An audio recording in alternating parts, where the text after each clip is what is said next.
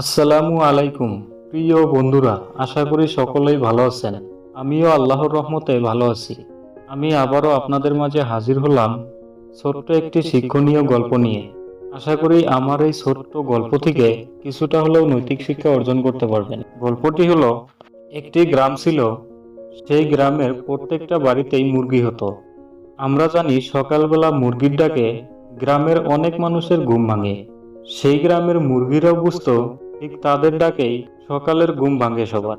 একদিন হঠাৎ গ্রামের এক শিশু যে কোনো একটি মোরগকে হয়রানি করেছিল। সেই কারণে মোরগটি খারাপ হয়ে গেল। মোরগটি তখন মনে মনে ভাবতে লাগলো, আমার জন্যই গ্রামের সবাই সকালে ঘুম থেকে উঠতে পারে।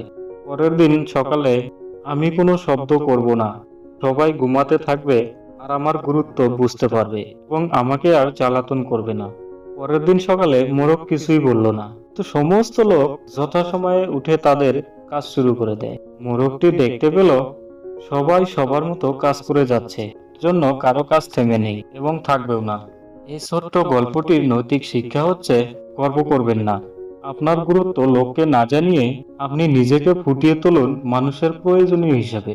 অবশ্যই আপনার কাজে আর কর্মে একদিন না একদিন ঠিকই ভালো কাজের মূল্য ঠিকই পাবেন। হ্যাঁ, আবারও বলছি, কখনো খুব অহংকারী হবেন না।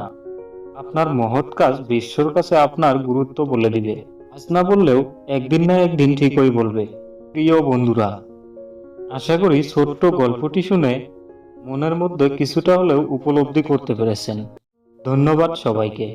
সুস্থ থাকুন, সুখে থাকুন, শান্তিতে থাকুন। আল্লাহ হাফেজ।